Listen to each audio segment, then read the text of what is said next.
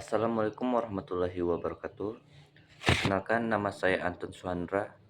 Nomor induk mahasiswa 877599552. Baiklah, saya akan melakukan tugas P3K 4107 Praktikum IPA DSD.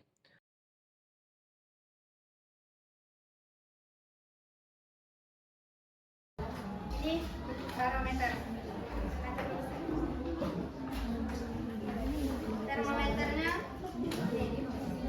dan lingkungan sekitar. Untuk kami ekosistem perairan, jadi pada tanda gambar ya. Ini di sini. Landasan teorinya, ekosistem adalah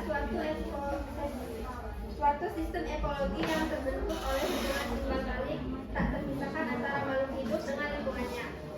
Ekosistem bisa dikatakan juga suatu tatanan kesatuan secara utuh dan menyeluruh antara segenap unsur lingkungan hidup yang saling mempengaruhi.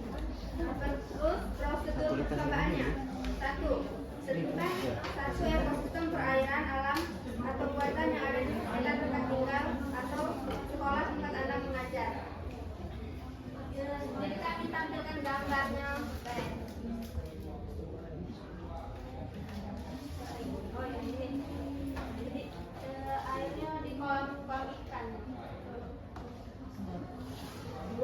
Amati komponen abiotiknya seperti pada percobaan 1 di atas. Catat semua data pada tabel 2.5 dalam lembar kerja di belakang modul. 3. Amati pula komponen biotiknya seperti pada percobaan 1. Catat data yang diperoleh pada tabel 2.6 dalam lembar kerja di belakang modul ini. 4. Buat kesimpulan secara singkat.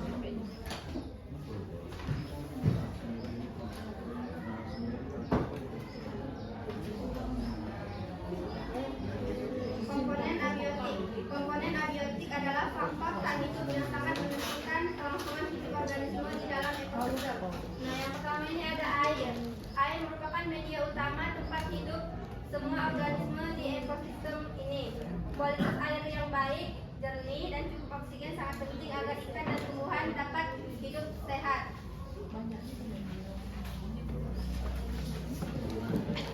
Ini ada hasil pengamatannya. Ini komponen abiotik tabel 2.5. Air ini agak keruh.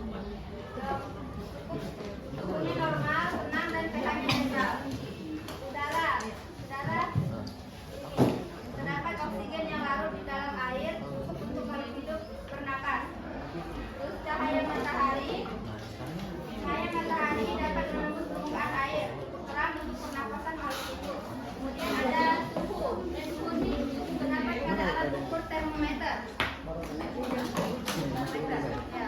Jadi kita ukur tekanan suhu yang ada di sekitar kolam ikan tadi.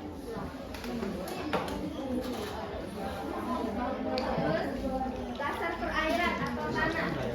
Nah, terdapat lapisan lumpur dan sebagian bercampur pasir dan batu sebagai tempat menempelnya lumpur dan habitat hewan. Ini ya teman-teman. Selanjutnya akan dijelaskan oleh Asyik Bani.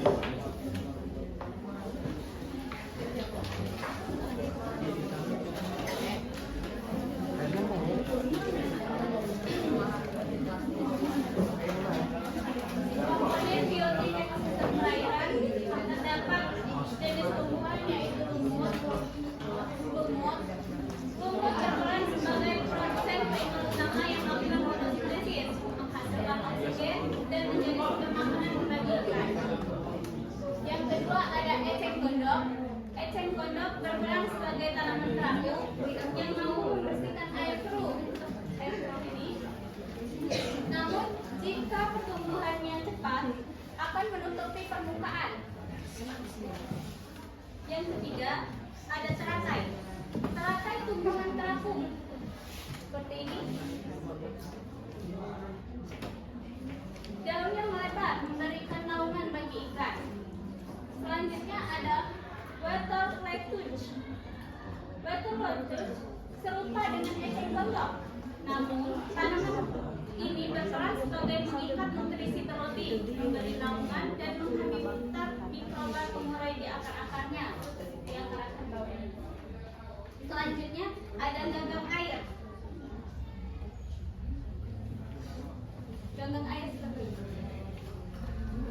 Untuk jenis hewannya seperti ikan koki, ikan cupang seperti ini, ikan koi dan ikan manifest, dan ikan sepat hias. Pengurai bakterinya seperti bakteri Pseudomonas sp, eceng gondok dan ikan koi, menimbulkan bakteri Bacillus sp, teratai dan ikan cupang, menghasilkan pengurai jamur Saprolegnia sp, dan tanaman lavender serta ikan nugget. Pengurainya jamur Saprolegnia sp, ganggang air dan ikan sepat, menguraikan bakteri Achromobacter sp.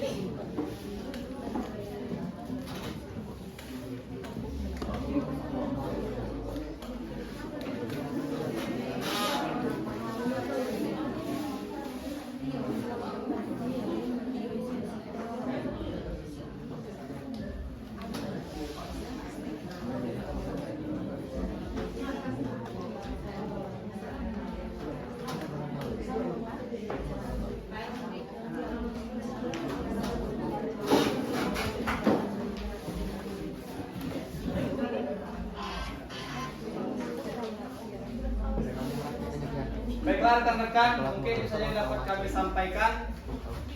Ada yang ingin bertanya, ada yang kurang jelas?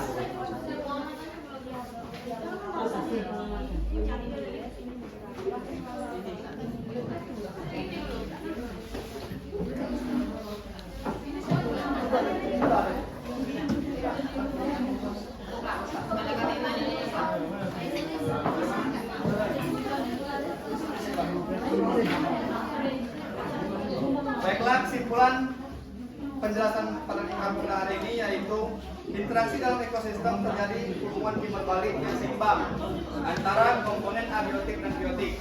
Jika salah satu komponen terganggu, misalnya air menjadi kotor atau kurang cahaya, maka kehidupan ikan dan tumbuhan akan terganggu pula. Hal ini menunjukkan bahwa ekosistem perairan merupakan satu satuan sistem yang saling bergantung satu sama lain. Ekosistem perairan buatan sangat terbatas jumlah komponen abiotik dan biotiknya. Jika ekosistem darat komponen abiotik yang paling utama adalah tanah, maka ekosistem perairan komponen abiotik yang paling utama adalah air. Mungkin itu saja yang dapat kami sampaikan. Lebih kurang kami mohon maaf. Kami akhiri. Wassalamualaikum warahmatullahi wabarakatuh.